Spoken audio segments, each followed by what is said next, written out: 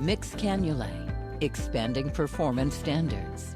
High-performance cannulae for direct and femoral cannulation in minimally invasive cardiac surgery. LivaNova's complete range of mixed dedicated products allow easy and reproducible procedures. The portfolio includes the sutureless aortic valve Percival, Memo 4D for mitral valve repair, the HeartLink system for assisting the perfusionist in applying goal-directed perfusion therapy, and a broad choice of high-performance dedicated cannulae. LivaNova's range of cannulae suit every cannulation technique for minimally invasive cardiac surgery. Venous and arterial femoral cannulation can be performed using the WRAP Venous cannula and the EasyFlow Duo. For arterial direct and venous femoral cannulation, the EasyFlow aortic cannula and the WRAP are available. For venous femoral access, the LivaNova WRAP cannula features a dual-stage configuration for optimal drainage of the inferior and superior vena cava without interfering with the right atrium. The high-flow dynamics of WRAP improves the capability of drainage with a low pressure drop. An optional Sellinger dilator kit is available to perform percutaneous insertion. The LivaNova EasyFlow Duo cannula is designed for a safe and smooth femoral arterial cannulation. Its conical dispersion tip design allows a more gentle flow in the femoral artery, and its red cap avoids blood backflow during obturator removal. A dilator kit for percutaneous insertion is also included with the cannula. EasyFlow cannulae are designed for safe, reproducible, direct aortic cannulation and include a malleable stylet to aid cannulation insertion, facilitating bloodless introduction into the aortic arch, as well as a special conical dispersion tip for a more gentle flow in the vessel to reduce shear stress.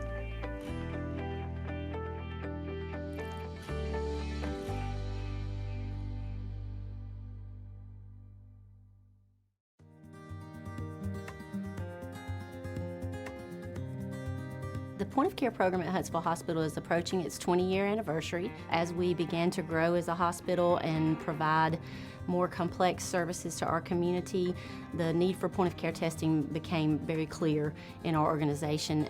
Many of our departments consider the EPOC device to be crucial to their ability to quickly move their patients from entry to the hospital to procedural room. It helps them monitor the patient's status during their procedures and post-procedure, so it's very integrated into our entire continuum of patient care. If you have any patient population where blood management is crucial, then a point-of-care device is very useful in those types of settings. It can provide a quick result on a very small amount of blood, and that is really important in some of our patient population. We are starting a new process where we're going to screen our patients on the floor for sepsis. The patient can look and actually feel okay. They will show us signs and symptoms of sepsis. So what we do when they show these signs, we get a lactate level. Lactic acid is a product of the sepsis cascade. So with sepsis, the inflammatory light switch goes on, the cascade starts churning, and unfortunately, once it starts going, we have to stop it. It will not stop on its own. The faster the lab draw, the faster the lab results, the faster you can act on it. The process in the lab is what the process is. It just takes a certain amount of time for the instruments to run those tests. I mean, we're talking 30 minutes even on a stat because that's the process. That's just how long it takes. There's not really anything you can do about that. For every hour you wait to give an antibiotic, the mortality for that patient increases 8%. So now that we have the handheld device, the nurse can get those results within a few minutes, and we know how to treat that patient. If a patient is going into septic shock, we do not have minutes to spare. We have got to get it done quickly. So when you get the little beep from the EPOC that says your results are in, you go with it. You don't even think twice about it. You're like, this is good. This is what I'm going to do for this patient. The next steps are clear. I think our mortality on the initial floors dropped by almost 50% in the first 3 to 6 months. At this point, we're about hospital-wide. I think we'll be hospital-wide another 2 to 4 months. So this has become a huge program within our system. Without the EPOC device, it would really be hard for us to get everything done in the timely manner. So it's really helped us to get our program going. I mean, whether you're a surgeon, whether you're a medicine doctor, whether you're a dermatologist, you want to be able to do things in a timely fashion so that you can be most effective. This really makes a difference in patient outcomes.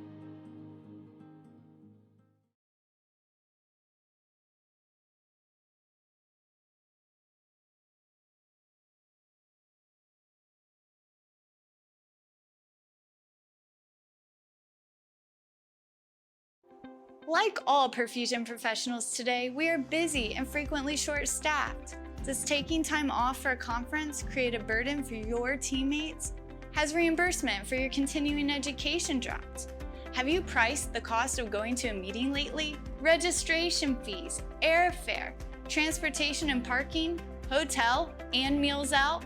This totals up to having an out-of-pocket expense of over $2,500. And then you hope the content is good. Perfusion Education has heard your concerns. They have a simple and seamless system that works on any platform, computer, tablet, or even your phone. You can chat during the program or even phone in and be live on the air. The content, second to none. Perfusion Education is by perfusionists and for perfusionists. Create a free account and check us out today.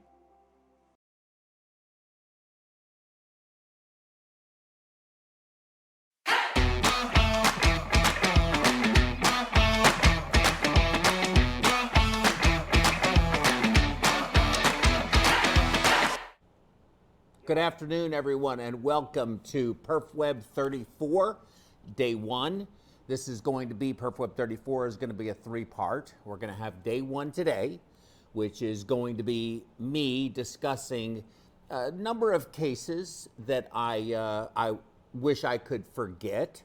Sort of the theme is about learning from your mistakes. So the cases that I'm going to discuss with you are things that went really wrong, and to some extent, no, actually to total extent, all 3 of them were my own fault. It didn't result in a patient death or serious injury, but that was only by the grace of God. Because after I talk to you about the cases, you'll sort of understand where I'm coming from with that. But all of them have teachable moments in them, and I think they're worth discussing. And then next week, or no, on the 26th, I believe, so I guess it's in 2 weeks from today, I'm going to have a PhD from a company that deals with a small molecule oxygen carrying and delivering substance. Sort of its use, especially with ECMO patients, with stroke patients, or thromboembolic events, in order to be able to perfuse tissue distal from the area. So that's going to be then, and then the big event, the big day on Saturday, the 28th, will be the program that Stephanie Ebus, my colleague here in Houston and someone who I really value, is going to be talking about with Ann Gretcho is going to be on that program as well, and a couple of other folks. I can't remember their names right now. You can look it up online. And they're going to be talking about women in perfusion, but really specifically about, it's really morphing into not about women per se, but I think people who have families that need a work-life balance. As you can imagine, there's no question that our society has changed quite a bit over the past 50, 60 years, 70 years maybe. In the 1950s, of course, most women didn't work outside of the home. Most. Some did, but most didn't. Post-World War II and all that kind of thing. But slowly, we have gotten to the point where it is not uncommon for for women to have more financial power in a family if you will, and I don't want to use that word power, it's probably not the best word to use, but financial contribution, I'll say, higher level in a family. I think families are just much more dynamic than they ever were, especially with where, how I grew up. So it's really changed a lot. But I think that in many ways, men have always sacrificed a lot of things regarding family, and I think that now, understandably, they really don't want to. And it's different, and I'm not sure how I feel about it exactly, but I understand that it's different.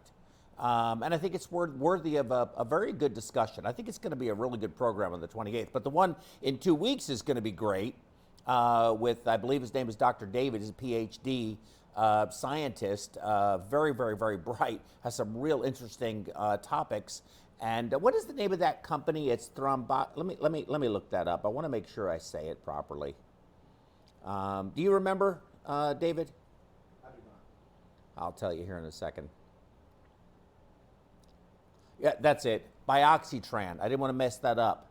Bioxytran. In fact, they just put a press release out. And for those of you who are within our system, I'm going to send that out to everybody so you can see it, because it mentions us here at PerfWeb. Our goal is to really bring you some unique information. But let me go on with the opening remarks, which is what I'm really supposed to do. I've sort of gone off on the deep end here. I want to thank our sponsors, LivaNova and Siemens Diagnostics. Both of those have been with us from the beginning. Both of these companies have been extremely generous with us, and both of these companies have products in the healthcare industry that are very worthy of your time to investigate, to learn more about them. I will say that both companies have demonstrated to me over the period of time that they have a true commitment to perfusion education and also healthcare provider education, that they walk the walk and just don't talk the talk. Expect nothing from me. We do advertising for them, which is one thing, but I'm not a spokesperson for either of these companies. So irrespective of them being sponsored or being advertisers on our program, I think that their products stand on their own merits. Certainly worth looking at. The Siemens Rapid Point 500 for point-of-care blood gas analysis with a coax hemoglobin, and of course the LivaNova full suite line of cardiovascular products. So spend some time with them, okay? And take a look at what they have. Social media, we're on every social media platform. Really important. I need you to like, follow, share, and on Facebook, Twitter, LinkedIn, all of that stuff. We're on all of these places. Please do that for us. It's very important if you haven't already. And I really need you to subscribe and ask for the notifications on the YouTube, okay? So YouTube, like us or thumbs up, which is very important for us, and also the bell icon so that you can receive notifications. If we ever decide we're just going to do a program and we don't have it already planned out, that can happen and probably will. Also, perfusioneducation.com, our website, which is MediWeb, as you know, is our dashboard, but perfusioneducation.com is where our library is. Please go there and view it, leave a testimonial, and review our faculty page. It continues to grow. And we would really like, for those of you out there who have a passion for teaching and sharing information, please take a look at it and send me something to our contact. Send me an email and tell me what you'd like to do, how you would like to participate. Give me a telephone number, I can call you back. We definitely want to add you to this very long list of distinguished faculty that we currently already have. And there's the email address right there, contact@perfusioneducation.com. We also have a call-in telephone number. I'm gonna ask that they go ahead and open the phone lines early. Keep in mind, we can only take one call at a time. We're working on developing a more robust call-in system so that we can take more than one call at a time, or a caller can be on hold, but somebody will answer the phone, and that way we can rotate it like that. But right now we take one call at a time, so we'll probably try to get your point across, get your thing done but then let you go, and that way if somebody else wants to call, they can. Probably limit it to about 5 minutes, I think would be reasonable. But that's our call-in number. I'd really like you to call in. Now, that concludes the opening remarks. I'm going to walk over to our podium, and I'm going to discuss something with you that's very important before I go into our actual case examination. So I'll be walking over to our podium. I'm just going to leave my computer here. I don't think I need it.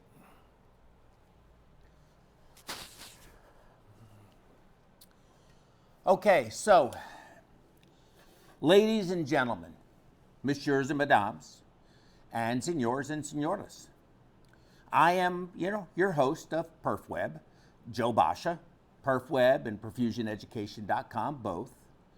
But by now, all of us are being affected by the current pandemic of COVID-19, or commonly referred to as the coronavirus. Many meetings are already canceled. School classes are being canceled. Sporting events are being canceled. The NBA, the NHL, probably also MLB. And the current recommendations, in fact, the St. Patrick's Day Parade has been canceled. The current recommendations are to not attend large gatherings. However, we all still have to get our ABCP required CEU. Here at PerfWeb and PerfusionEducation.com, you are able to earn 100% of your ABCP CEU from the convenience and relative safety of your homes or offices. It's highly affordable. It has the highest level of quality and integrity. It has interesting and provocative topics. The facts are that none of our professional organizations thus far have given us any guidance on how to manage our professional ABCP CEU requirements when travel is something many people now do not either want to do, and conferences that have not canceled are taking enormous risk, because what are they going to do when nobody shows up and they still have a room block? So conferences are canceling, or people just aren't going to go. Industry is not going to go. There's not a travel ban yet, but it certainly seems like travel is a risky proposition. Faculty will likely not show up. Industry supporters will cancel. The area could be deemed a hotspot and large gatherings simply prohibited. The bottom line is that we have to get our required education online. Here at perfweb.us and perfusioneducation.com, we have developed the only dedicated online resource with the most beautiful and sophisticated studio that we can literally bring in faculty and guests from any corner of the world. It is unprecedented, the current situation, and it is the current situation, but it's also unprecedented to have a studio of this sophistication for perfusion education. Yes, meetings are fun. You see old friends and make new ones in our professional lives. We get to go to cool places and take a break from our clinical responsibilities and enjoy fun events, and certainly meetings are the only way to do this.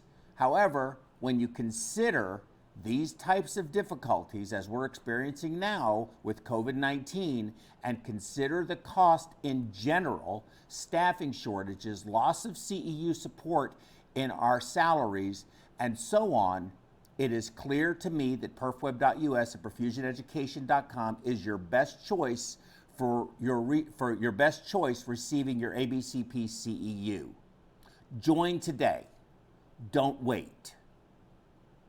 Okay, let me go on to my lectures for the day. If you would be so kind, David, as to put up that photo that I gave you of a Shiley S100A oxygenator. Yeah, that's it. Let me grab the what do you call this thing? The mouse. see if it's going to work.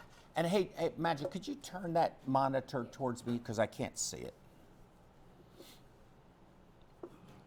Okay, so this is the Shiley S100A oxygen. I can't see my mouse though. Oh, there it goes. Okay, so what happens here in the back, thanks Magic, is the venous blood comes in like this, and there's the, what I would call the venous inlet reservoir is right here. This section here is the bubble chamber, and your water in and water out. It ran countercurrent to blood flow, which was from the bottom to the top as foam, right? So your venous blood came in like this. Oxygen came into an area where I call it the oxygen reservoir, and this was the best picture I could find of the S100A, so it's not the best picture. But separating this oxygen inlet reservoir and the venous blood inlet reservoir was a sparger plate. Basically, it was a flat, disc-shaped aquarium aerator that had, it bubbled the blood. And it was maybe a little more sophisticated than an aquarium aerator, but not by much. And anyway, so that would bubble the blood, and the foam would then come up, travel up, go down into the defoaming area, and then from there it would fill what is the arterial reservoir and then be pumped out and go to the patient. So you can take that down, and thanks. So what happened was, I was on bypass, we'd gone on pump, and this was a relatively young, healthy individual. I won't tell you where it was, or it was quite a few years ago. Obviously, it was many, many, many years ago. And so we go on pump, and everything seemed fine, just going flowing along. And all of a sudden, I heard, now the cross clamp was on. We were using cardioplegia, and I had hand squeezed the cardioplegia in because that's how we gave it back then. Even though I think there's some places that still do that. Am I looking here or there? No, over here, still over there? Okay. So I hear this, and then a pop. And I was like, I looked over to my right, because that's where I was coming from, and I see the cap, the end cap, which had the oxygen line going from the halophane vaporizer to the oxygenator, had popped off. So I stuck it back on. Seemed a reasonable thing to do. And after about 5 or 6 seconds, maybe a little longer, I hear psst, pop, and it pops off again. So now I'm starting to get worried. And as I said, the cross clamp was on, but fortunately it was a coronary, not a valve. So about that time, I start noticing that my arterial reservoir is starting to get dark. So I put it back on again, but now I was just getting really kind of anxious. And of course, it's just hissing, so it starts doing it again. And at that point in time, I made the decision that there was something wrong with the oxygenator. So I told the surgeon, I've got a problem. I have to change this oxygenator. And interestingly enough, and I'm glad I thought of this, and I'm going to give myself a little credit. Now, this is going back, like I said, this is going back about 25, maybe 26 years. About 25, 26, 80, let's say 87, 97, 2007.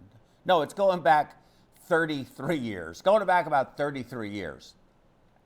And I told him, take the cross clamp off. I got to fill the heart, start ventilating, and start hand massaging the heart, which is what they did. And I changed the oxygenator, saved the oxygenator, okay? The new oxygenator went on, didn't have any problems. Patient ultimately did fine. There were no issues at all. Sent the oxygenator off. They found absolutely nothing wrong with it. There was nothing wrong with the oxygenator. So, what do you think it was? Phones lines are open. So if somebody wants to call and tell me what it was before I tell you all what it was. What I'll tell you though while I'm waiting to see if anybody can guess is it was, yeah, I think it was a degree of experience. I had at the time about 10 years of experience. I came from a pretty intense training program, which was in Tucson, Arizona, what they call the other THI, the Tucson Heart Institute. And it was a tough program to get through. Did a lot of cases, had a lot of confidence. And I had worked for 10 years since I had, left when this happened. And had been at HUP at Philadelphia, had been at University of Colorado Health Science Center in Denver. So I had been a few places, which did some really tough cases and stuff. So I had a lot of confidence and I felt good about, how I managed the situation. However, and with that said, I was confident that it was not my fault, that there was something wrong with that oxygenator. Nothing wrong with the oxygenator, according to the manufacturer, Shiley, which I didn't believe at first. But then I started thinking about it. Then I started going, oh, I'll bet you I know what happened. And somebody's calling in. Cool. They're going to win a prize. Hello, you're on the air. Who's this? I must have dialed the wrong number. I'm sorry. You sure? Hey, Patrick. Yeah, what's this? This is Joe. Oh, your live show on is the not air. live right now. You're live on the air, yeah. Okay, what I'm seeing is a little bit behind because I paused it. But here's what my thought is. Let me just turn that off so I don't have to watch it and get confused. Okay, is it possible that there was a clot that was blocking the airflow from the bubbler? That's a great suggestion, but that wasn't it. But you're definitely on the right track. This was my fault, though. This was something I did. It ultimately ended up I caused it. And actually, I duplicated it. I could duplicate it. So was the reservoir perhaps not vented? No, that wasn't it. You were on the right track originally. Well, I can't think of anything else other than those two things. Okay, well, you get a consolation prize. Okay, I'm going to go back to watching the show. Okay, very good. Thanks. Fast forward because I'm ahead of you. Okay, all right. Okay, so I'm going to give it another couple of seconds and see if anybody else can tell me what I did wrong. Now, Patrick's idea was it was a really good thought. There was a clot that was obstructing essentially the gas sparger plate. And so that was the oxygen sparger plate, because we used 100% O2 at the time. There was no such thing as a blender for a bubble oxygenator. So with that said, anybody else have any ideas before I reveal what I did wrong? Nope, doesn't look like it. Okay, so Patrick, if you're watching, let me show you what happened. Could you put that picture back up? So what I did that morning when I primed the pump was what I do every day. Let's see if I can get this mouse to work. No mouse. There it goes. Okay.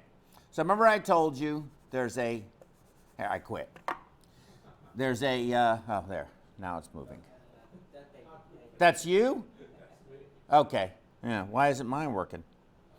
Okay, so anyway, remember I told you that the oxygen comes in at the very bottom. There's a little section oxygen reservoir, and you can actually see it. It's clear, a little space. Then above it is the sparger plate, and then right above that is where the venous blood comes in, and then the oxygen bubbles through it. So I primed the pump like I normally do, and I added 25 grams of mannitol. but I didn't turn the gas flow on when I primed the pump. And when I did, the prime with the mannitol in it leaked down through the sparger plate into that little oxygen reservoir area that I told you about. And then when I turned the gas on, which was 100% oxygen, and usually it's cold, and it's bubbling up through that sparger plate, it crystallized all the mannitol within all of the pores and essentially obstructed the oxygen from being able to get through, which created the back pressure, which blew the line off of the halothane vaporizer, which is what we were using at the time. So going back to this issue, and I duplicated it. I did it again. I said, I know what I did. I know what happened. I figured it out. I don't know how it would have felt if the patient had suffered any ill consequence. They suffered nothing, zero. They did just fine. Didn't even know it happened. But it scared me, man. It scared me. I was like, wow. But I could have taken a different approach. I could have just taken an oxygen tank and hooked it up and ran it in there. It would have spent more time. Would it have mattered? You know, at that point in time, I'm not sure. I can only say that I made the decision to change the oxygenator very quickly. And that's not always the right decision. Sometimes you change the oxygenator, which is a pretty dramatic thing to do, and it ends up being the oxygen line or some other issue, the source from the wall. So you really have to make a split, a really split second clinical decision to make a decision of what you're going to do, and you hope it's the right one. And so I think I was very blessed that day. Somebody was looking out for me. The perfusion guys were looking out for me. Didn't want my career to end. And like I said, the patient did fine. But it taught me a very strong lesson. It taught me a lesson that there's a reason why they always said, don't prime this pump, this oxygenator, without gas flow running. That was in the MFU. If I'd have followed the directions and not done that, or if I would have thought ahead that, I didn't have it on, this mannitol has gone down, maybe I shouldn't have put the mannitol in the prime, maybe I should have waited until before I went on pump. A whole bunch of different things. But it taught me an important lesson. It taught me how easy it is to make a mistake, how easy it is for something to just go horribly wrong, and this could have ended very differently. Essentially what I'm saying is it tightened me up. At that point in time, I thought I was the best perfusionist that ever walked the face of the planet after 10 years.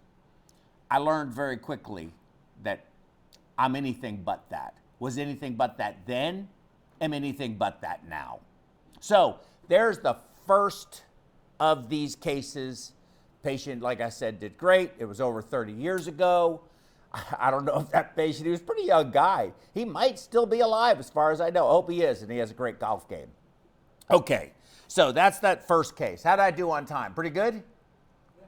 Good, okay. This next one is a little bit more complicated because it's maybe a little more contemporary. You know, I'm never going to tell you where any of these things happened. But this patient, too, did fine, so I want to tell you that up front. However, it was an ECMO, and we made a decision that we were going to change the oxygenator. Now, normally at this time, at the time I'm talking about, whenever it was, I would change it by myself. I usually didn't want any help. I could do it myself, and I was comfortable doing it by myself. In fact, I felt better doing it by myself. However, in this particular circumstance, I had gone in to help someone else who was not as familiar with our system that was monitoring the ECMO for us on this particular evening or at night. So I took a whole nother system, and we got the one system, got the patient primed up, ready to go, got their oxygen, turned the ventilator on at max support, tried to give them a little bit of reserve before we did this. And this patient needed to be on ECMO. This patient's lungs were not doing well at all. And so we wanted to do it fairly quickly. So we clamped all the lines, disconnected them, connect the new circuit up, turned it on, and immediately upon turning it on, it all looked fantastic. The patient's saturation started coming right up, looked great. I was like, oh, good. That was a great switch out. I was really happy. And I just wasn't really looking. I just felt good about it. In fact, I was relishing in our efficiency. And so the next thing you know, the blood pressure starts to plummet. The blood pressure's going from a good blood pressure to not such a great blood pressure to a really bad blood pressure. And then they were starting to go get the crash cart, and I was just perplexed with what is the problem? Why are we having this problem? Well, we used a priming bag. And so normally if I just did it myself, I would have already disconnected all of that, but I wasn't thinking about it at the time. So the recirc line from the top of the oxygenator that's used for de-airing was still connected to the priming bag. And when I looked up, I could see the priming bag looked like a tick full of all the patient's blood. And the blood pressure is really, really low. Like I said, they're bringing the crash cart in. This guy is ready to code. So I was like, well, okay, this is a problem. And I've got to now get all of that blood back into this patient, but the lines are connected to the patient. So I was like, okay, I know what to do. So I took 2 clamps. I turned the flow all the way down first. I clamped between the patient and the cone, and there's a lower lock there. Actually had a pigtail on it. I clamped it. I took the priming bag and flipped it upside down, and then I took the line from the priming bag, making sure I turned that stopcock off, and I put it into the oxygenator, or that line between the patient and the pump head, took the other end of the line from the top of the oxygenator, because I had to reverse it, right? Because there's a one-way valve in it. I had to be thinking about that, or it wouldn't have worked if I'd have done it the other way. So I put that into the bottom of the bag and had the person who had come in to help hold it, turn the stopcock, I didn't even take the clamp off. I took the clamp off between the stopcock and the pump head, left the other clamp on, turned the pump on, and ran all of that volume back into the patient. And all this happened within, really it was seconds. Maybe it was a minute and a half. I don't know. It was fast. It seemed like it was taking an eternity. But all of that volume, as that volume went in, the blood pressure, bloop, bloop, bloop, bloop, came right back up. And we got all the volume in. I disconnected that, took the other clamp off, reestablished ECMO. The saturations looked great. Patient looked great. Patient ended up getting off of ECMO and actually going home. Patient suffered, again, no ill consequences. However, that was a pretty close call. There's a lesson there, though. The lesson is that when you have more than one cook in the soup, you're likely, you've heard the saying, too many cooks in the kitchen, right? It's true. When something like that is happening, you really have to be aware that things you normally do as a habit is not necessarily what another person is going to do, which brings up yet a different issue. There's another issue here. You know when most incidents occur in perfusion problems? They occur, if you don't know. If you do know, call in. If you don't know when it occurs when people are switching. Whether you're on pump or whether you're on ECMO, that transition of one clinician to another is one of the most dangerous times for that patient's journey for their need for extracorporeal circulation, regardless whether it's during a heart operation or whether it's during ECMO or whatever the procedure may be. We don't seem to switch off very well. In this case, it was just another set of hands. Another set of hands, but two people not necessarily thinking exactly the same or assuming everybody has the same understanding. You break your routine, and when you do, you increase your risk for making a mistake, which is what I did. But once again, fear not. The perfusion gods were still shining brightly upon me because the patient ultimately did great. So, before I go into my third discussion or third case, which is going to take longer than the first two, we may take a short break. Is there anybody that would like to call in and maybe tell me about your case? So can we take maybe a 5-minute break, and I can get a drink, get some iced tea, and wet my lips, and then we'll see if anybody calls in and has a case they would like to discuss. I'd love for you to do that, and we can be back in 5 minutes. Is that be okay, David? Yeah. Okay, good. So let's go to 5 minutes. We can play our commercials. We can make sure that our supporters are happy with us because they do pay for advertising, like I said, even though I rarely ever do any. I don't think we've ever talked about their device ever, which is why I think they have so much credibility that they don't ask us to do that. This isn't a commercially biased program. This program is about real information. We want you to really learn something. And look, right now I'm standing here, I'm hoping somebody out there will learn from my mistakes because I've made quite a few. This next one, even crazier. So we're going to take 5 minutes. If somebody has a case they would like to discuss, you don't have to reveal who you are, where you're from, whatever.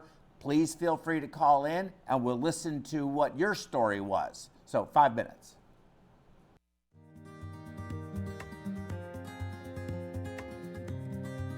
The point of care program at Huntsville Hospital is approaching its 20-year anniversary. As we began to grow as a hospital and provide more complex services to our community, the need for point of care testing became very clear in our organization.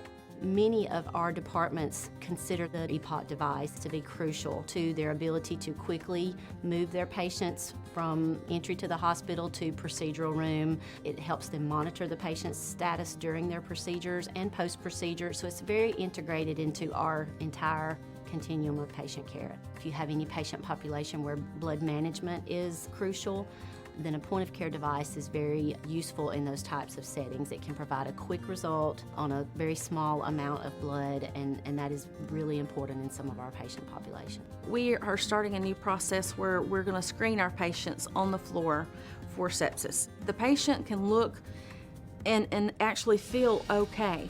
They will show us signs and symptoms of sepsis. So what we do when they show these signs, we get a lactate level.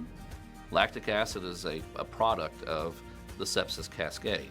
So with sepsis, the inflammatory light switch goes on, the cascade starts churning, and unfortunately, once it starts going, we have to stop it. It will not stop on its own. The faster the lab draw, the faster the lab results, the faster you can act on it. The process in the lab is what the process is. It just takes a certain amount of time for the instruments to run those tests. I mean, we're talking 30 minutes even on a stat because that's the process. That's just how long it takes. There's not really anything you can do about that. For every hour you wait to give an antibiotic, the mortality for that patient increases 8%. So now that we have the handheld device, the nurse can get those results within a few minutes, and we know how to treat that patient. If a patient is going into septic shock, we do not have minutes to spare. We have got to get it done quickly. So when you get the little beep from the epoch that says your results are in, you go with it. You don't even think twice about it. You're like, this is good. This is what I'm going to do for this patient. The next steps are clear. I think our mortality on the initial floors dropped by almost 50% in the first 3 to 6 months. At this point, we're about hospital-wide. I think we'll be hospital-wide another 2 to 4 months. So this has become a huge program within our system. Without the epoch device, it would really be hard for us to get everything done in the timely manner. So it's really helped us to get our program going. I mean, whether you're a surgeon, whether you're a medicine doctor, whether you're a dermatologist, you want to be able to do things in a timely fashion so that you can be most effective. This really makes a difference in patient outcomes.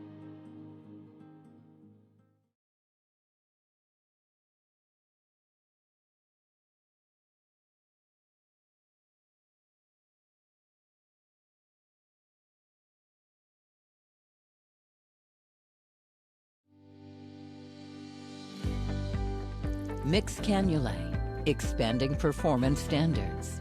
High-performance cannulae for direct and femoral cannulation in minimally invasive cardiac surgery. LivaNova's complete range of mixed dedicated products allow easy and reproducible procedures. The portfolio includes the sutureless aortic valve Perfusion, Memo 4D for mitral valve repair, the HeartLink system for assisting the perfusionist in applying goal-directed perfusion therapy, and a broad choice of high-performance dedicated cannulae. LivaNova's range of cannulae suit every cannulation technique for minimally invasive cardiac surgery. Venous and arterial femoral cannulation can be performed using the WRAP Venous cannula and the EasyFlow Duo. For arterial direct and venous femoral cannulation, the EasyFlow aortic cannula and the WRAP are available. For venous femoral access, the LivaNova WRAP cannula features a dual-stage configuration for optimal drainage of the inferior and superior vena cava without interfering with the right atrium. The high-flow dynamics of WRAP improves the capability of drainage with a low pressure drop. An optional Sellinger dilator kit is available to perform percutaneous insertion. The LivaNova EasyFlow Duo cannula is designed for a safe and smooth femoral arterial cannulation. Its conical dispersion tip design allows a more gentle flow in the femoral artery, and its red cap avoids blood backflow during obturator removal. A dilator kit for percutaneous insertion is also included with the cannula. EasyFlow cannulae are designed for safe, reproducible, direct aortic cannulation and include a malleable stylet to aid cannulation insertion, facilitating bloodless introduction into the aortic arch, as well as a special conical dispersion tip for a more gentle flow in the vessel to reduce shear stress.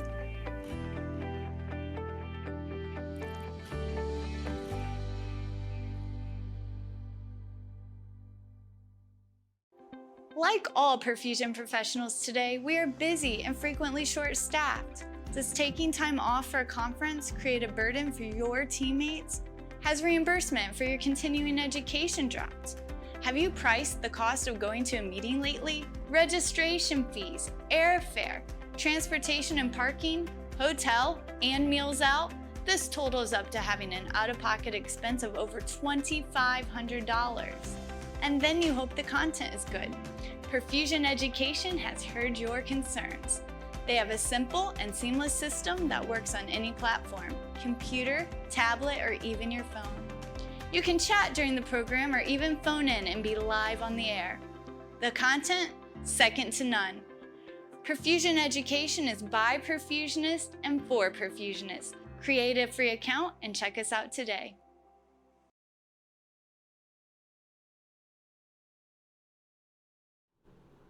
Isn't that a great ad? Stephanie, that's Stephanie Ebus, a perfusionist. You've seen her on the panel several times. She's great. I think that is just such a good ad. I'm really excited about that. We just recently cut another one too, that we're going to post later on tonight, I think, or say maybe sometime this afternoon on YouTube, and I'm going to send it out to some folks discussing this latest, COVID-19 thing. Here in Houston, we have, of course, the rodeo is shut down. We have, it's really problematic. And to be frank with everybody, I'm not really, even though I'm Joe, but I'll be frank for the sake of this discussion, I guess. I really can't quite figure out what is the fact from the hyperbole. It seems that things are getting better in China. I don't know that you can believe anything that they say. It's hard for me to know at this point in time. We hear they're not being truthful, or we hear that they were trying to hide it beforehand, and that's the reason it got so far out of control. But of course, I don't know how much of that's true and how much of it isn't true. I do know that it seems there's this one fella that I saw from that Diamond Princess cruise ship, or some cruise ship, one of them, that has tested positive again after 36 days. So he's continuing to test positive, even though he just had a fever, a little bit of congestion, and really didn't have horrible symptoms. And the guy is 73 years old. I've heard statistically that the average age of mortality associated with this COVID-19 is 80 years old. But at the same time, I have heard of a 43-year-old that is now intubated and on the vent and possibly having to need ECMO. And that's a 43-year-old that that didn't have any real other comorbidities. About the New Rochelle, essentially, it's not a lockdown zone, but basically no gatherings and so forth. I don't know if that's going to happen in other cities or not. It's hard for me to say, or other areas. But the NBA has said, I said it earlier, is canceled. It's hard to say where this is going to go. I really don't know. But it's causing a lot of problems. It's causing a strain. And we're trying to figure it out. We're trying to figure out, what do we do? What I'm doing here, which we discussed earlier, I sort of did it, in a more formal way, but I really prefer to just talk about it like I am now.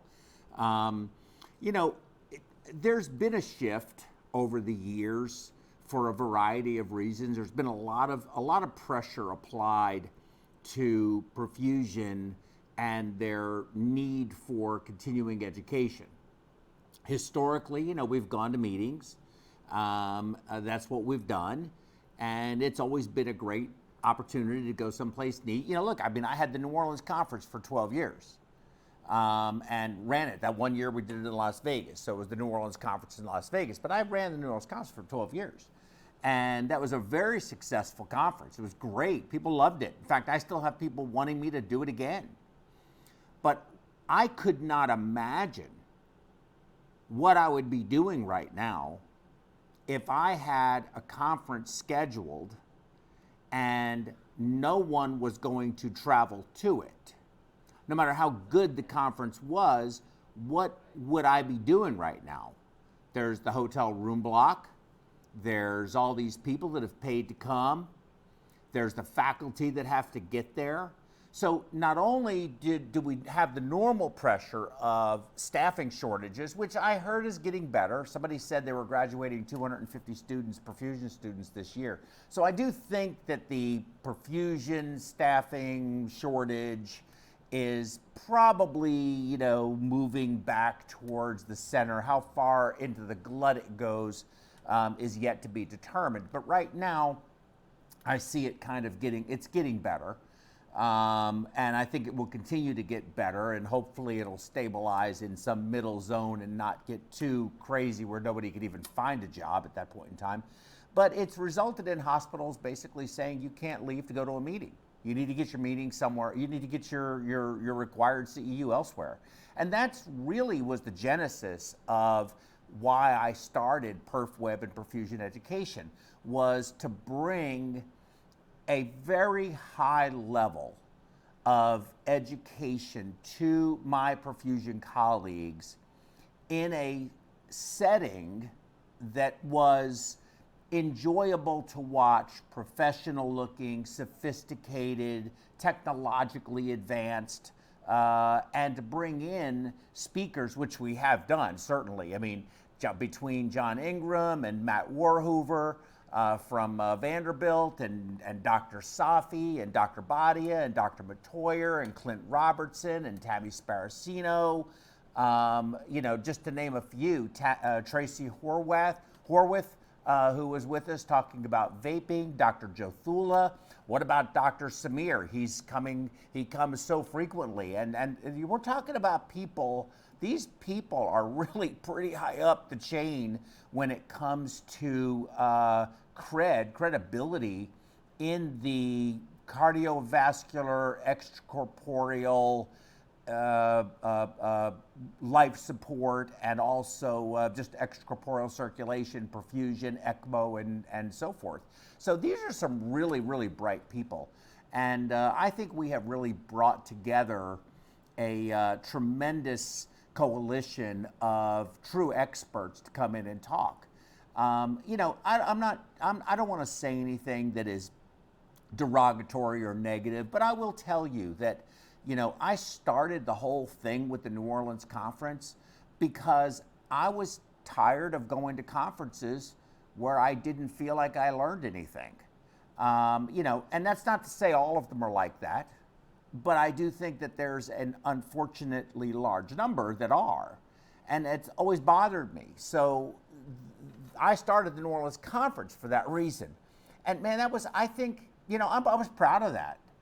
But I am today so glad that I don't have that worry on my hands, because people are not going to travel to go to a conference right now. And if they do, it's going to be a few of them. It's not going to be the majority. Industry is not going to send their people to any large gatherings. They can't afford that either. Hospitals are going to say you aren't going because we need you here in case we have a COVID-19 outbreak.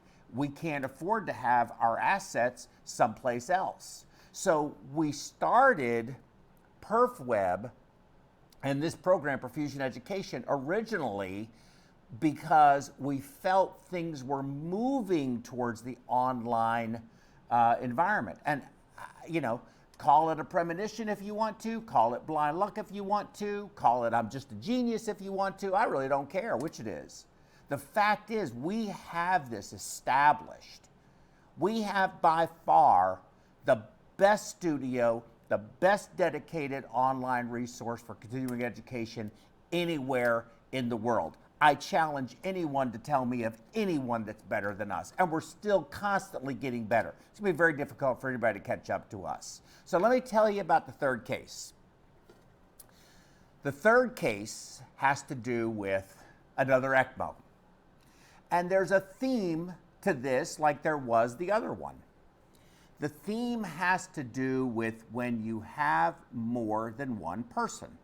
Now, this patient too needed to have their ECMO changed. The oxygenator was failing, it was getting wetted out, whatever it might have been, and it just needed to be changed.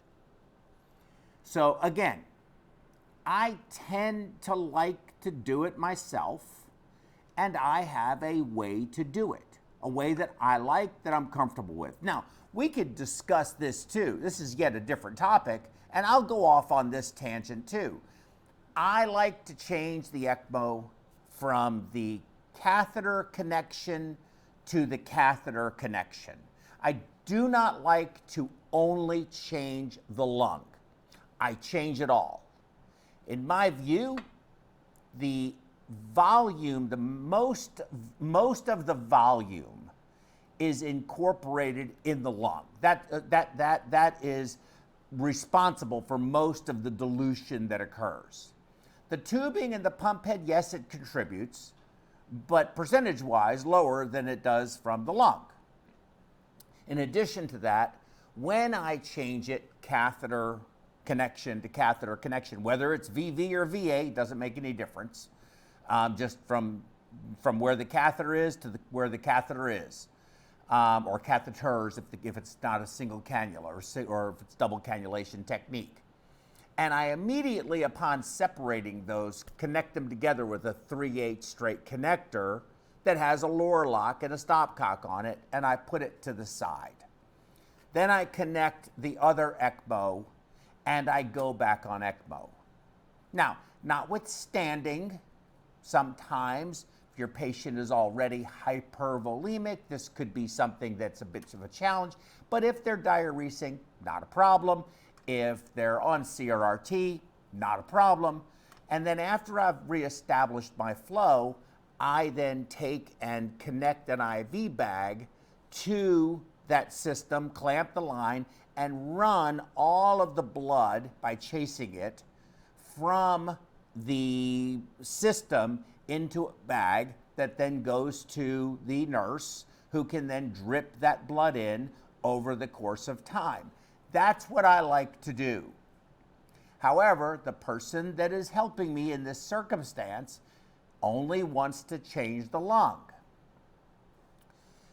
So since they were kind enough to help me, and this was a very unstable patient, this patient was a real problem. This was going to be, even though we can do it very quickly, it was going to be scary. So they wanted to just change the lung, and I deferred. Again, not a good idea as far as I'm concerned. When you're used to doing something a certain way, you'd think I'd learn from the first time. Don't do it differently the second time. Do it the same way. Do it how you are comfortable doing it. But nevertheless, we did. So this person, smart guy, very, very, very bright, certainly does it effectively himself. And is a fantastic clinician and somebody who I really like, value, and trust. He had tape all over everything with labels and what the line was and some other stuff, just a lot of tape and a lot of information, a lot of labels. So we took clamps and we clamped all the lines. I clamped my side, he clamped his side. We had the lines all cleaned up and all that kind of stuff. Used sterile scissors, cut the lines, connected the new lung. Then I did my side, connected the new lung, and then reached over and turned the flow up and took the clamps off of the new system, and nothing. There was no flow at all. So I'm looking, they're looking, we're looking, and we can't see what's wrong. Can't figure it out. Well, the pulse ox is going, started off, we preconditioned them, turned the vent up all the way, had everything ready to go, and it's bleep, bleep, bleep, bleep, bleep, bleep, bleep, bleep, bleep. Then they started slowing down. The bleeps came longer and longer apart. Bleep, bleep. Well, as you can imagine, I was pretty sure this patient was going to code too, but I could not for the life of me figure out what was wrong. I looked at everything again, They looked at everything again, and then it came into view what I had done. If you know what it is, if you think you know what it is, you can win a special prize if you can tell me, and I'll just tell you in advance, no, there was not a clamp on that we didn't see. That was not the issue. I would have hoped it would have been that simple. Was not the problem. If you know what it is, call the number and tell me what you think it is. You will win a prize today. A big prize. Patrick, if you're listening and you think you know, because I'll bet you do know. But if you do, call in.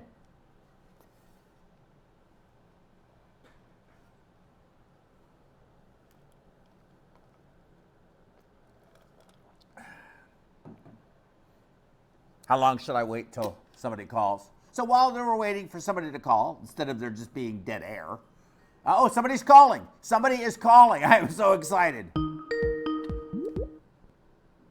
Hello, you're live on the air. Hello, you're live on the air.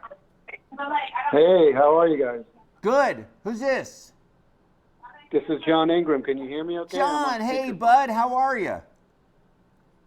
I'm doing great. So you got really pushed some buttons here. So I want to tell you a couple things. First of all, I'm going to take a shot at your question because even if this is wrong, it would have caused what you said. Okay. I'm going to say that the oxygen line was connected to the outlet of the oxygenator, not the inlet. No, but good thought. Good thought. But that wasn't the answer. It's not what happened. Okay. So what do you think about the lecture? Or at least the discussions? How do you feel about the discussions? Have I said anything? Have I been provocative enough? Do you think I need to be more provocative? What do you think?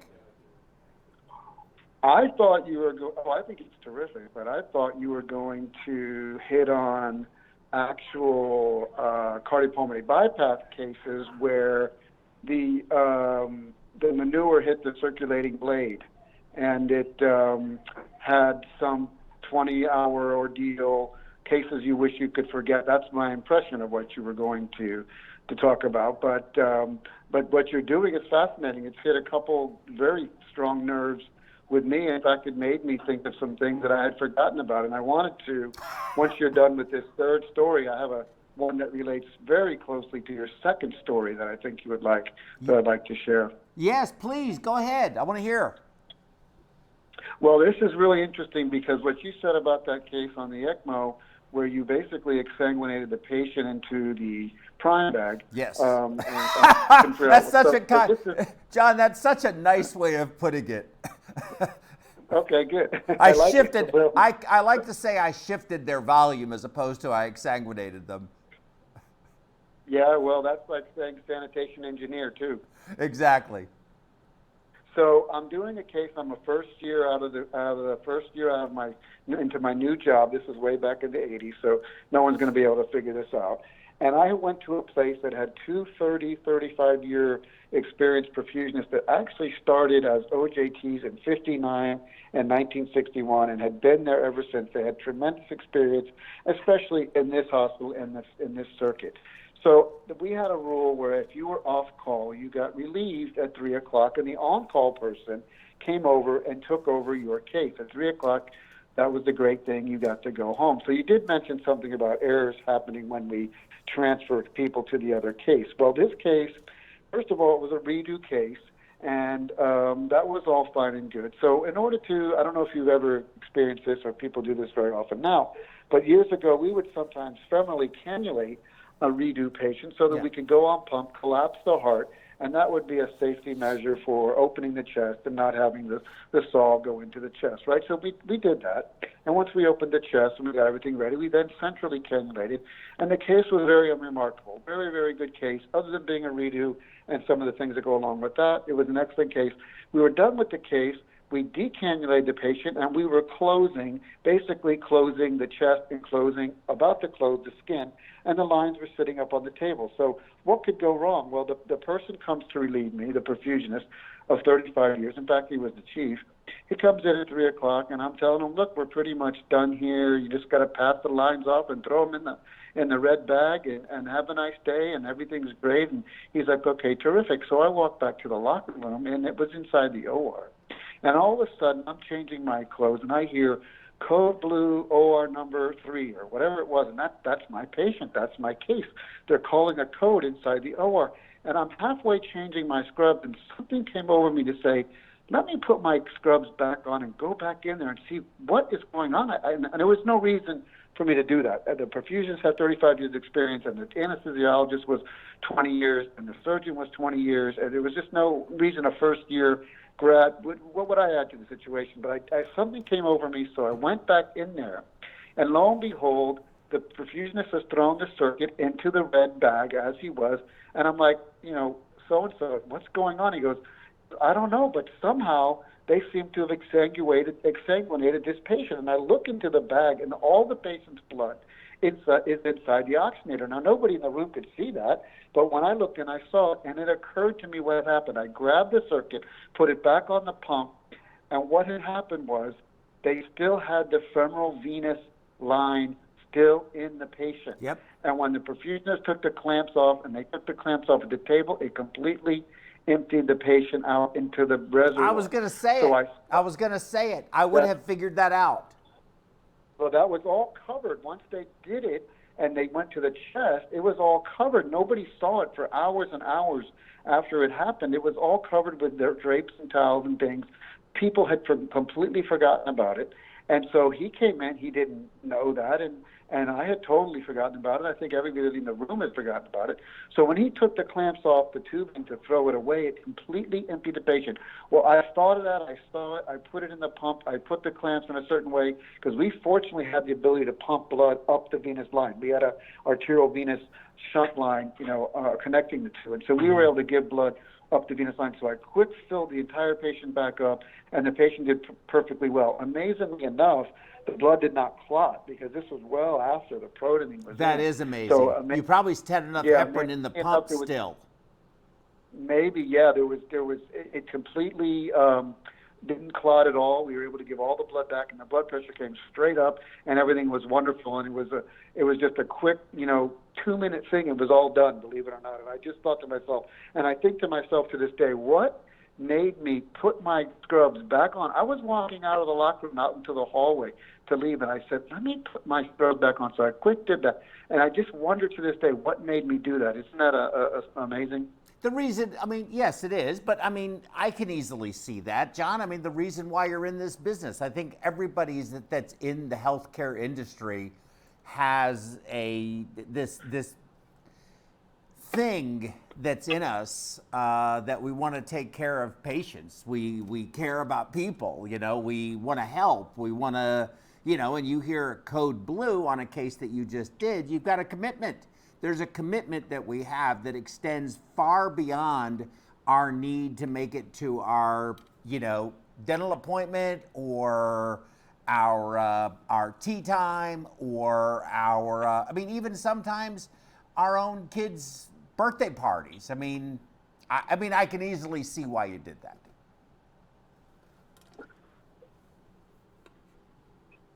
Did you hear me? John? Yeah, it broke down for a minute, but yeah, I got you. Are you there? Yes, I'm here. I wanted to say one more thing.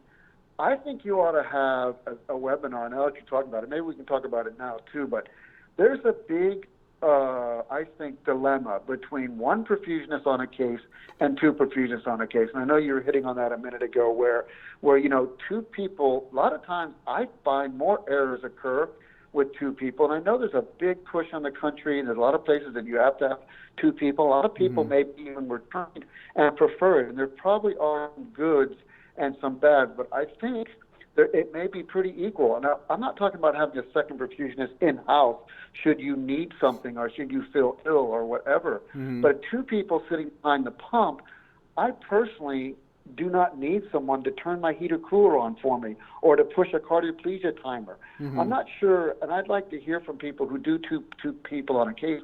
What is that other person doing that you find so needful? Because I certainly don't. I don't know. In fact, I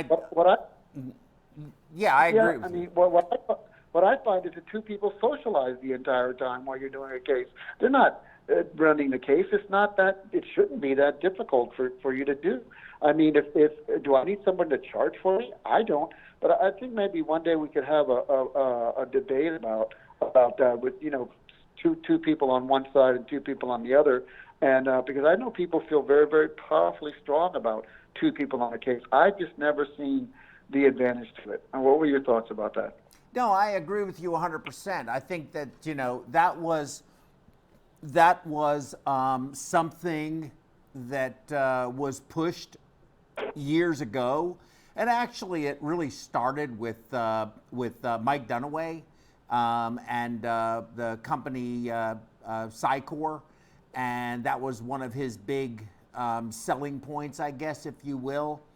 So I think that ideology got started I don't really think for safety's sake, but I think that, you know, people have associated, for example, when you know, and I know this happens a lot, people don't like it, but, you know, when you talk about aviation and perfusion being very similar, you look at accidents and why they happen, and everybody's always comparing aviation to the communication, let's say, between the perfusionist and the surgeon. I'm a big believer in communication.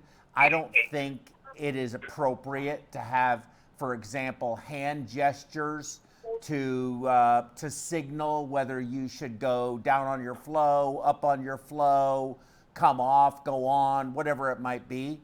You know, when you're flying, you know, and I'm a pilot, so I come at this with some level of, I guess, perspective experience.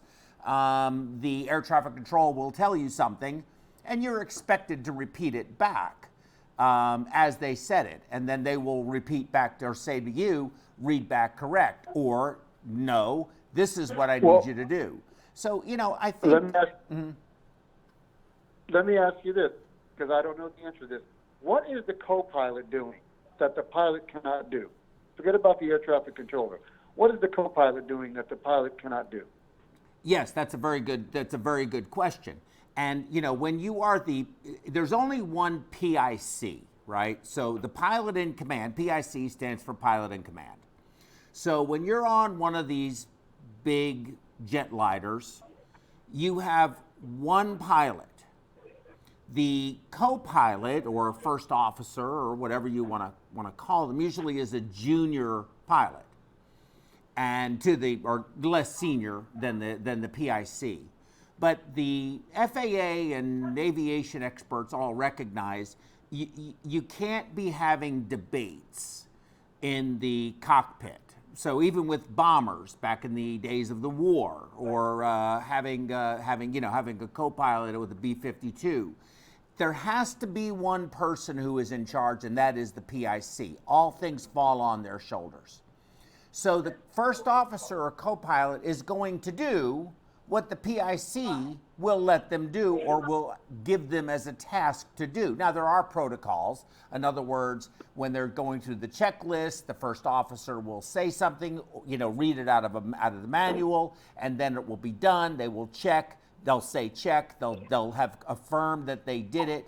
And so there are some tasks that are designed for two people to do. But when the plane is actually flying, or there is an emergency of whatever sort it may be, the pilot in command is the only one in charge.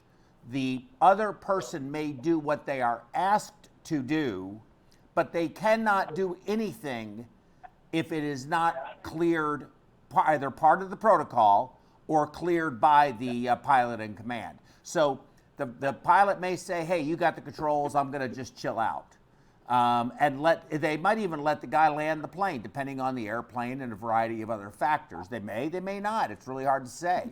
But they're there because if the pilot, of course, you know, has a problem, some of these jets are very sophisticated and they need two pilots just to manage all of the systems. You can't do it by yourself.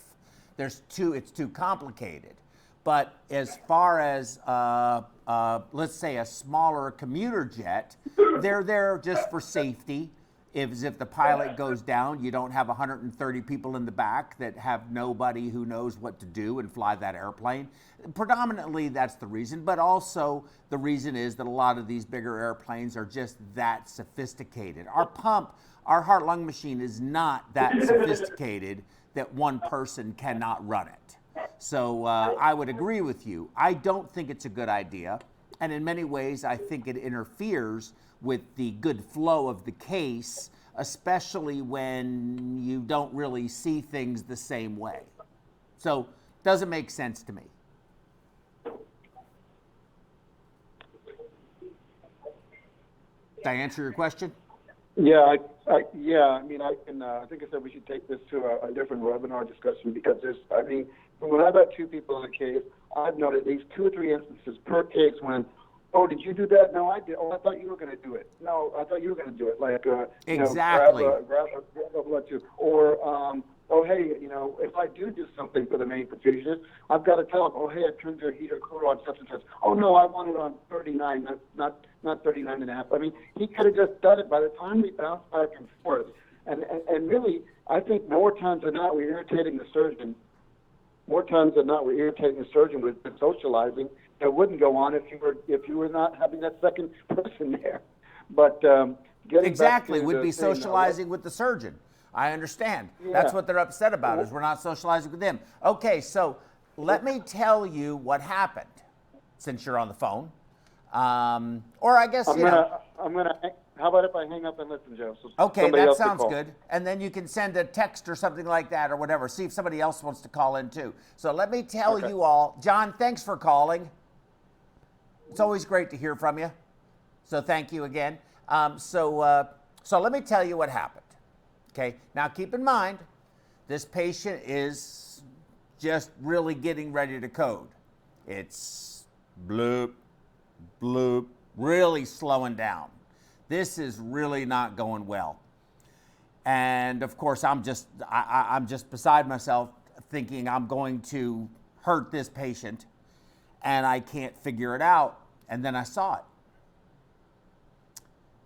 I reconnected the old oxygenator to the new line. They reconnected on the other side the new oxygenator, but I disconnected, cut the lines, and then just reconnected the same oxygenator that we're changing. So the clamps were where they needed to be, but so they weren't obstructing the new circuit.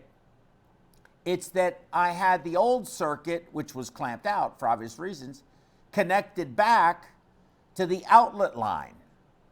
That's what happened. And listen, it was pretty horrible because I couldn't find a clamp. I needed a second clamp. We had set it down somewhere. And I was sweating. And I was getting real anxious. And I was just waiting for this guy to code.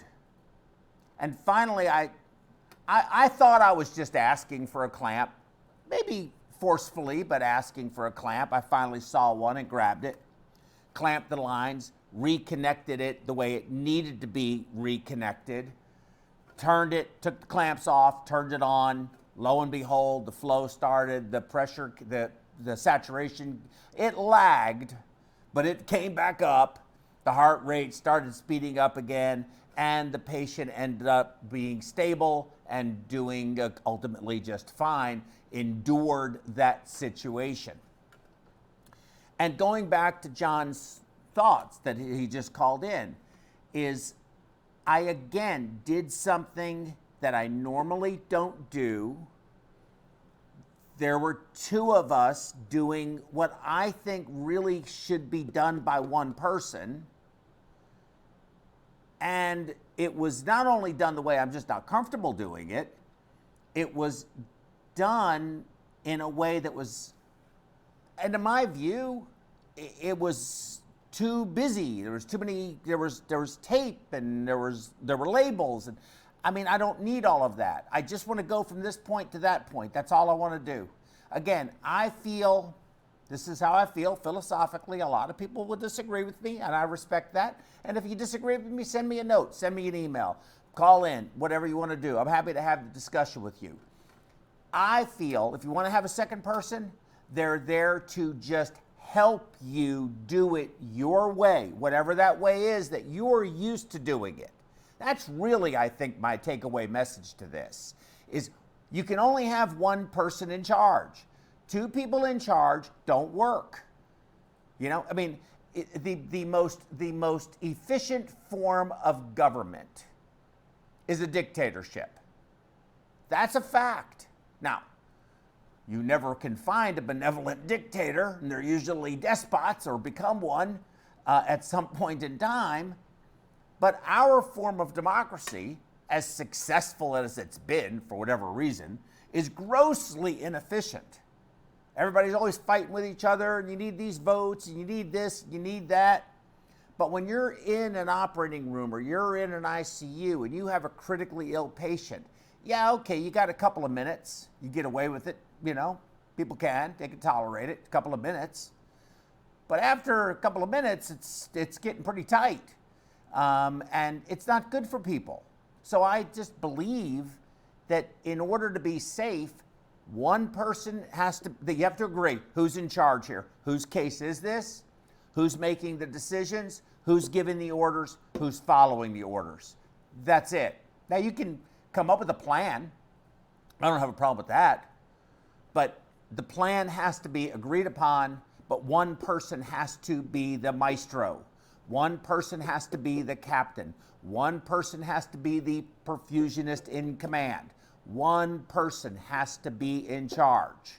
The other person can be there to help, facilitate, do what is asked of them, not doing things that you're both thinking the other person is doing, or you double the effort when it didn't need to be done.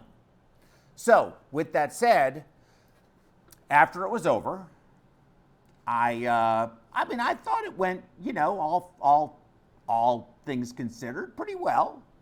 And I remember saying to everybody, thanking everybody, said, you know, thanks very much for all your help, because a lot of people were in there at that point in time helping, because it fell apart. But anytime something falls apart and there's a big commotion, you always get a crowd, right? That's always going to happen. So I'm just, you know, thanking everybody and said, you know, it went pretty well, and I'm really proud of everybody remaining remarkably calm. Well, as you can imagine, they started chuckling, and I was like, what's the chuckling for? And they said, well, one of the nurses said, well, yeah, we all remain remarkably calm except you. And I felt really bad about that, but it really did happen. I didn't realize how remarkably uncalm I was until it was all said and done. And even now, I still don't remember. I thought I remained remarkably calm. So with that said, the lesson again is getting back to this issue and the things that John brought up is that you can't have two cooks. You can't have two perfusionists. You can have two perfusionists. You can, if that's what you want to do. I think that's silly, but if you want to do that during your procedures and you think it's necessary to have two perfusionists there, that's fine. But I believe that you increase the risk of problems unless you have clearly defined roles. I'm in charge. This is my case. This is how I'm going to do this case. And if I need you to do something, I will ask you to do it. Or you have a protocol that is written that everybody understands that I will draw the labs, you will do the labs. You're going to chart. I'm going to watch the level. I'm going to give the cardioplegia. You are going to manage the vent. I don't think that makes a whole lot of sense. But again, that's how some people choose or want to do things. And I respect that. I don't agree with it, but I still respect it if that's what you want to do. I just think if you don't have a clearly defined set of roles and responsibilities, the risk of something not being done is higher than if you just have one person. And then when you have two people like that, What do you do when there aren't two people and you're not used to being there by yourself? I really view it as an individual sport. You know, middle of the night, both of you going to go in for an emergency, a type 1 dissection, which is really going to be busy, with selective, you know, cerebral perfusion and deep hypothermia, circulatory arrest, and the whole 9 yards. You know, I don't know. I think it makes more sense to do it individually. Now, and with that said, you know, I'm getting older. As I've gotten older, and you know, I don't do as many cases as I used to. Certainly, I used to do a lot of cases. Now I can still do cases. In fact, I just got through doing 2. Both patients did just fine. But usually now I enjoy having somebody around, but we make we talk about it up front. Look, I'm going to do this case. If you could just hang out, that'd be great. If I get myself in trouble, you know, you can maybe help me get out of it if that's the case. But just if I need another set of hands, I might ask them to chart for me because I hate doing that. But at the end of the day, I'm doing the case. I don't expect them to do the case and me just stand there. I'm doing the case, but I like having them around. So I think a program that has the ability, like these big institutional programs, to have somebody that's a floater that could go into a room and help if things get crazy and somebody just needs a helping hand for some reason for a short period of time. I think that's nice. Even though we're a private practice, and we work very independently, we're a lot like that. We can get somebody into just about any hospital almost as fast as you can, given the size of the medical center complexes. We can about get somebody into the hospital, in a community-based hospital that was somewhere else, but driven there, parked, and in the operating room almost in about the same amount of time it might take you to get all the way through the medical complex at some of these big institutions. I think somebody's calling in. Go ahead. Hey, phone line's open. This is Joe. You're on the air. Yeah. Hey, Joe, it's me again. Patrick, hey. Oh, so nice to hear from you again. Yeah, so good to hear from you. So, remember that time that you and me, I don't have a point to this story, but I remember being involved with you and I, thank you very much, Dad. Sure. You and I were involved with a case where we were giving cardioplegia and the bloodline on the cardioplegia split. Yes, you remember that? Yes, I remember that very well, actually. Yeah, I have to say you were very calm and collected, and, you know, we made it through. But, yes, you know, you handled the emergency very well, I thought. Yeah, and it really wasn't even... It was your case. But it really wasn't an emergency. You know, it was a problem, but that really wasn't an emergency. I think that was when you had, you had recently gone and gotten yourself recertified. You had been out of the industry or out of doing cases for almost 10 years, if I remember. I may be wrong, but I think that's what it was. That's close, yeah. Yeah, and so you had been, had not done cases in a while, and I think that, that your view, I mean, let me ask you this. If that same circumstance happened today, and can I just tell everybody what it was? It'd be easier. Sure. So what Patrick is talking about is we were doing a procedure, and the tubing had gotten pinched in the raceway and had actually split, so that the cardioplegia delivery line was, no, it wasn't the cardioplegia line, Patrick, it was the vent. It was the vent that was split. No, I'm entirely sure it was the cardioplegia line. Okay, so it was the blood side, or we're doing 4-to-1, I guess, in the single roller head. So it wasn't a double roller head. Okay. Yep. Well, so it was the blood side, the blood line of the cardioplegia line. And so what I did was, so it was split. So what I did was we clamped the line, pulled it out of the roller pump, of course, appropriately cleaned the line up, cut it, added a connector, and then just walked the tubing around to get it so that the connector obviously wasn't in the roller because it would crush it, it wouldn't work. And we had plenty of extra tubing to do that. So that's what we did, and that's what happened. And so it was, it wasn't fun, but looking back on it now that you've been back doing cases for so long now, your perspective of that day, would it be different today if the same exact thing happened to you? I think it enters my mind every time I use that single pump with two lines through it. And I think about would I do it the same way? More than likely for me to find 2 1/4-inch connectors and a 1/4-inch line, if I was by myself, what was lucky is there was 2 of us in that case. But if it was just me, I would have grabbed a whole new cardioplegia set and just put a new one in.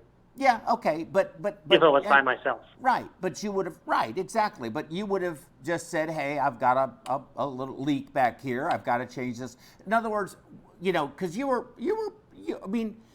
I stayed calm. You were a little excited. I was a little excited, yes. Yeah, you were a little excited, a little more excited than I was at the time.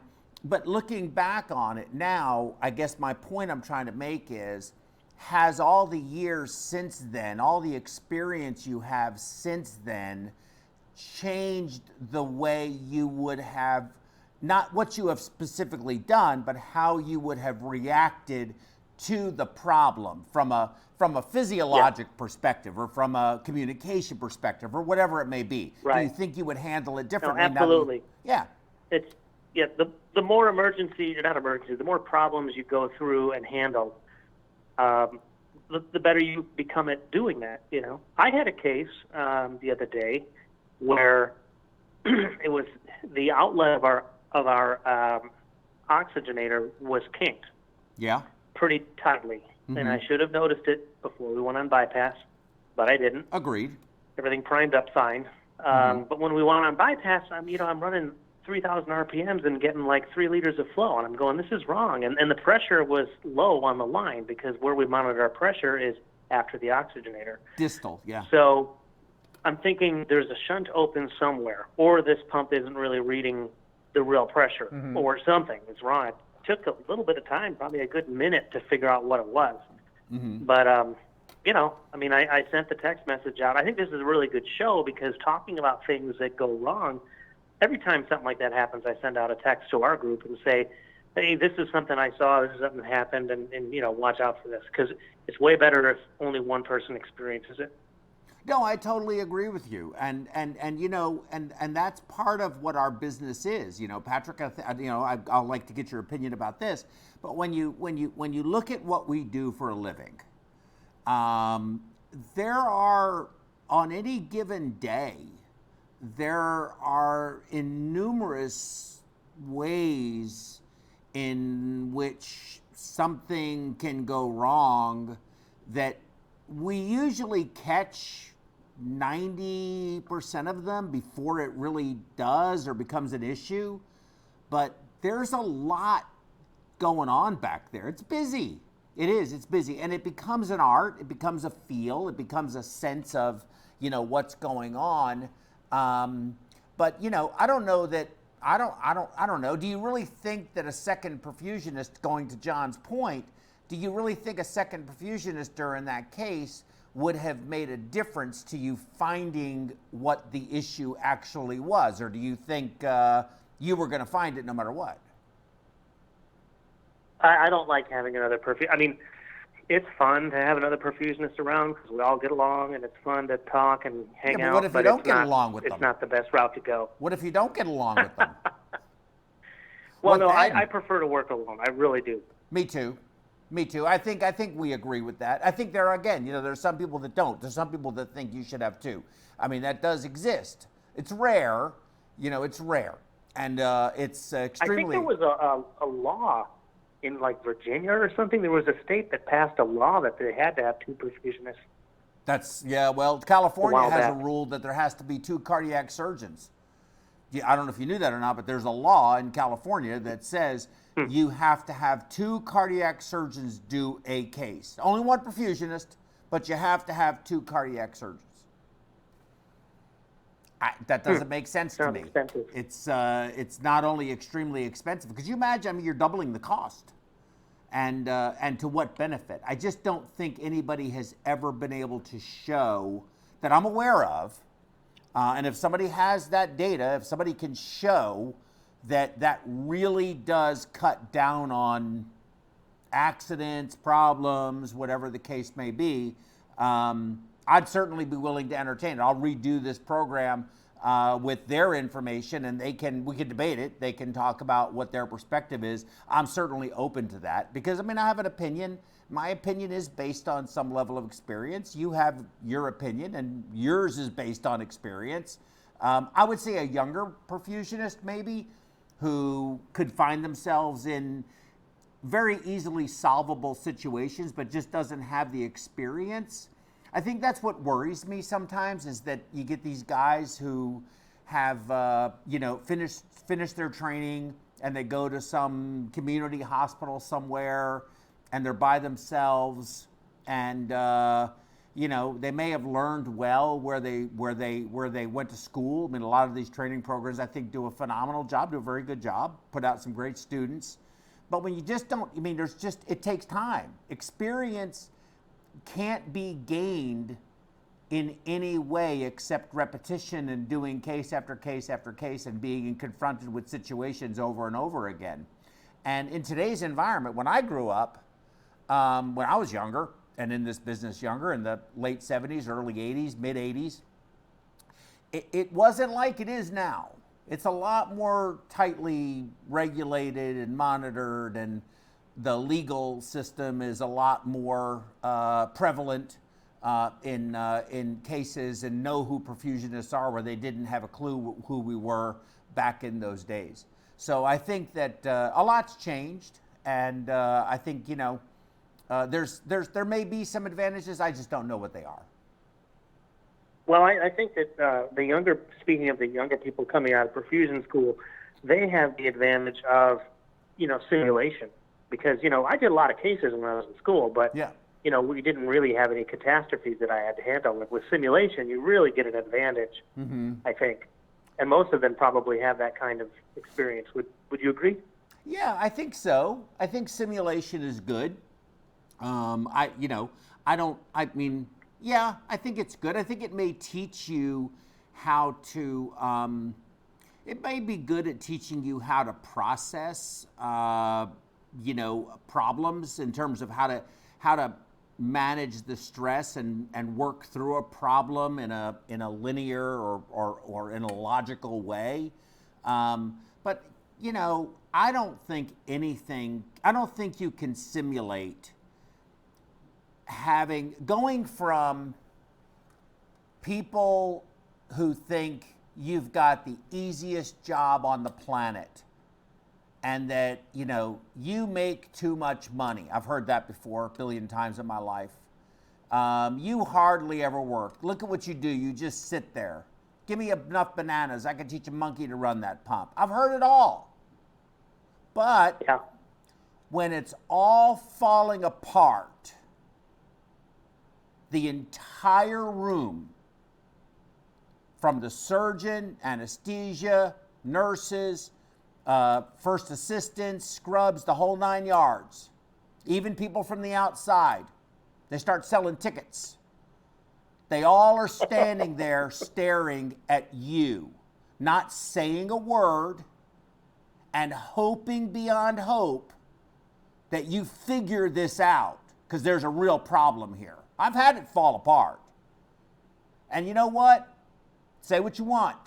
I don't get paid for a routine 2-vessel cabbage that has no problems. Go on, chip shot, go on, come off, everything's fine, send the patient to the unit, they're out of the hospital in 3 or 4 days, and they're doing great, and everybody's happy. I don't get paid for that.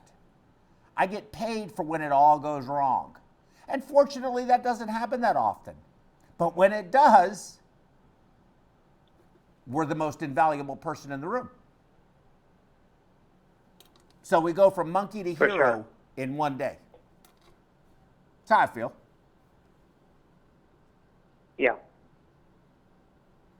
Okay. All right. Well, that's what I called in to recall was that one case that we had. I did remember that. I'm glad you brought it up. I've got so many stories. Dude, I could sit here for another 3 hours. I'm not going to, so don't worry, everybody. I could stay here another 3 hours. I've got story after story after story. I think of it as, in The Shining, when the elevator opens and all that blood starts coming out and rolling towards you. That's kind of what that pump head looked like when that tubing split. No, it didn't, Patrick. It was a little spritz of blood. Give me a break. Dude, you are just seriously exaggerating here. It wasn't that bad. It's a TV show. That's what you're supposed to do. Yeah, it's not that. It wasn't that bad. You definitely, I think today you would probably look at that same thing and say the same thing I just did. Yeah, we lost maybe 5 cc's of blood. That's all. It wasn't an elevator full of blood. All right. Thanks, buddy. I'll talk to you later. Okay, Bye. Joe. Have a Bye. good show. Bye. All right, everybody. We finished. We got through it. It's been a great time. I've enjoyed the heck out of it. Thanks for listening to all of my stories. Thanks for listening to my diatribes about COVID-19. I don't know what the heck is going to happen. I really have no clue. I'm concerned. I'm concerned because, to be frank with you, I don't know. I don't know how much of this is political hyperbole and how much of this is real. You got Tom Hanks and his wife both have positive tests for COVID-19 down in Australia. They had they didn't feel good. They spiked the temp, or one of them did, but they recovered and they're doing just fine. And then you have the other fella that's been in isolation now for I think 33 or 36 days, who is still testing positive for the virus. Now he's 73 years old, but he's not dying. Tom Hanks is 63 years old and has type 2 diabetes, so he is in that category of higher risk for bad outcomes. We have 1,400 confirmed cases here in the United States. We have a zone that is in New Rochelle that has been not closed down, but no large gatherings, things like that. It's certainly a hot spot, if you want to call it that. We've got the NBA canceling the season. We've got MLB canceling the season. We've got the NHL canceling the season. We have the St. Patrick's Day parade being canceled, which is horrible as far as I'm concerned. I mean, how can you cancel St. Patrick's Day parade to keep there from being large gatherings? Here in Houston, the rodeo got closed down. I don't know. We got 1,400 confirmed cases. I think somewhere around 24 or 26 mortalities associated with it. But so far this year, we have over 20,000 deaths associated with influenza. So this may be more contagious. It may be more easily transmitted, this COVID-19, than influenza.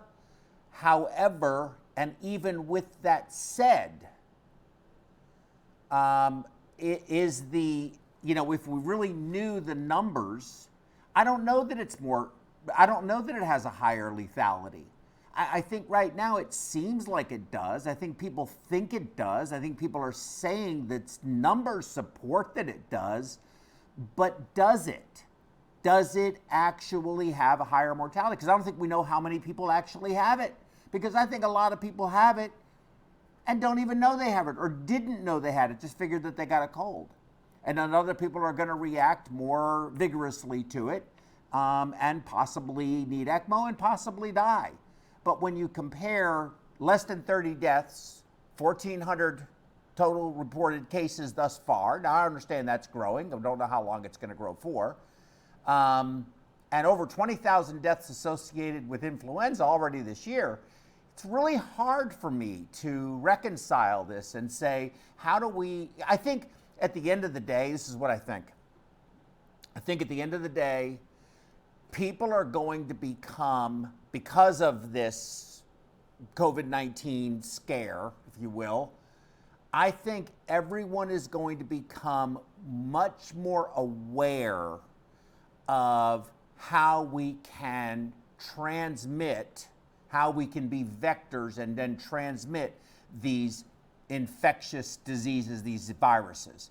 And I think it may have the benefit of actually reducing the transmission and therefore death rate of just plain old influenza, because I think as a general rule, the population of the world is going to become more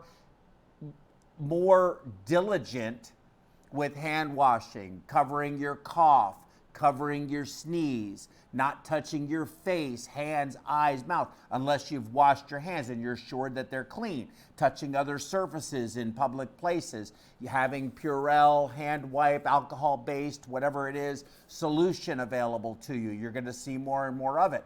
Using it more diligently. Look, I'm guilty of not using it nearly as much as I should, but it certainly has made me more aware. So I'll see you on the 26th. It's going to be a real kicker of a program. It's going to be great. What's that? Is his name Dr. David? David? Yeah, David Platt. David Platt. Dr. Platt. Dr. David Platt, right, from Bioxytran. Dr. David Platt from Bioxytran. There's actually a press release from them about the program, and this is an oxygen carrying very small molecule that can, from what I understand, it can actually make it through a clotted off, a thrombosed blood vessel, because the molecule's so small, blood flow won't get through it, but this can, and get on the other side and provide distal perfusion to the area. Incredibly important for stroke, right?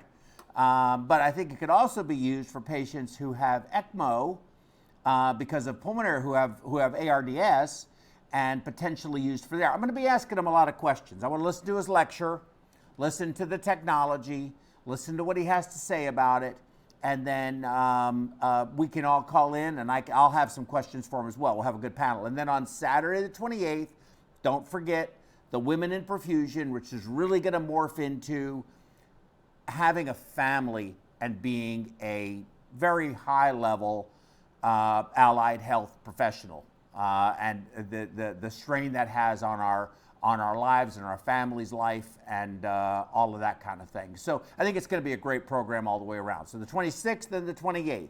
We'll see you then. Thank you very much, and thanks for spending your time with us. See you next time. Mix Cannulae, expanding performance standards. High-performance cannulae for direct and femoral cannulation in minimally invasive cardiac surgery. LivaNova's complete range of Mix dedicated products allow easy and reproducible procedures. The portfolio includes the sutureless aortic valve Percival,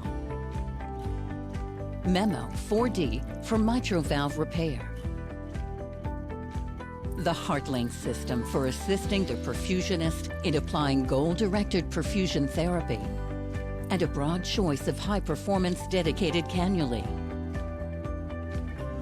LivaNova's range of cannulae suit every cannulation technique for minimally invasive cardiac surgery. Venous and arterial femoral cannulation can be performed using the WRAP Venous cannula and the EasyFlow Duo. For arterial, direct, and venous femoral cannulation, the EasyFlow aortic cannula and the WRAP are available. For venous femoral access, the LivaNova WRAP cannula features a dual-stage configuration for optimal drainage of the inferior and superior vena cava without interfering with the right atrium. The high-flow dynamics of WRAP improves the capability of drainage with a low pressure drop. An optional Sellinger dilator kit is available to perform percutaneous insertion. The LivaNova EasyFlow Duo cannula is designed for a safe and smooth femoral arterial cannulation. Its conical dispersion tip design allows a more gentle flow in the femoral artery, and its red cap avoids blood backflow during obturator removal. A dilator kit for percutaneous insertion is also included with the cannula. EasyFlow cannulae are designed for safe, reproducible, direct aortic cannulation and include a malleable stylet to aid cannulation insertion, facilitating bloodless introduction into the aortic arch, as well as a special conical dispersion tip for a more gentle flow in the vessel to reduce shear stress.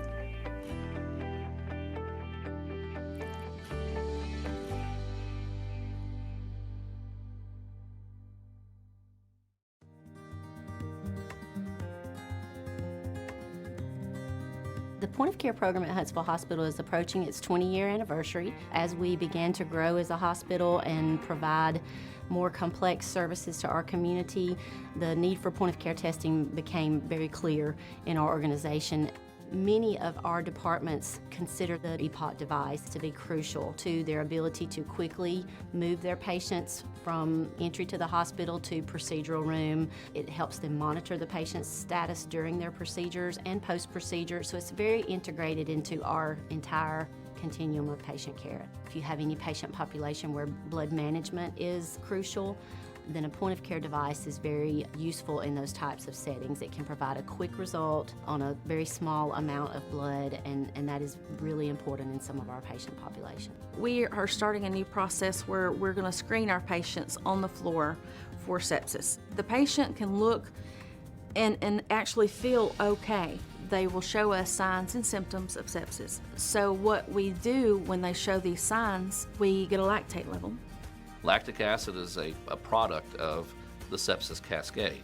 So with sepsis, the inflammatory light switch goes on, the cascade starts churning, and unfortunately, once it starts going, we have to stop it. It will not stop on its own.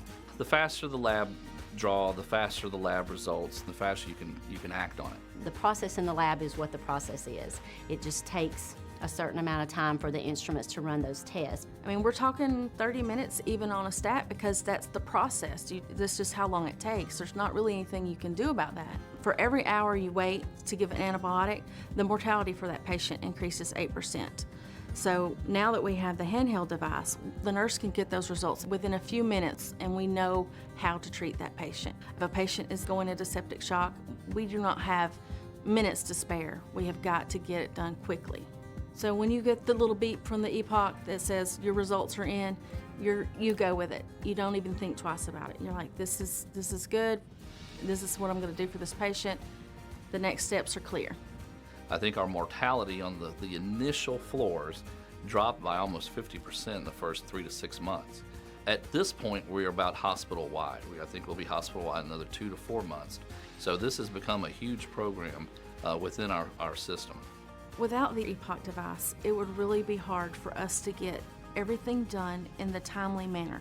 So it's really helped us to get our program going. I mean, whether you're a surgeon, whether you're a medicine doctor, whether you're a dermatologist, you want to be able to do things in a timely fashion so that you can be most effective. This really makes a difference in patient outcomes.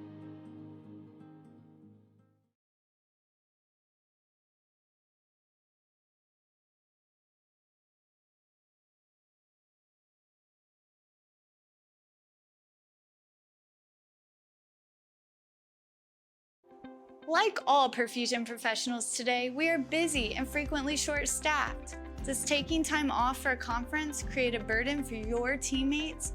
Has reimbursement for your continuing education dropped? Have you priced the cost of going to a meeting lately? Registration fees, airfare, transportation and parking, hotel, and meals out? This totals up to having an out-of-pocket expense of over $2,500. And then you hope the content is good. Perfusion Education has heard your concerns. They have a simple and seamless system that works on any platform, computer, tablet, or even your phone. You can chat during the program or even phone in and be live on the air. The content, second to none. Perfusion Education is by perfusionists and for perfusionists. Create a free account and check us out today.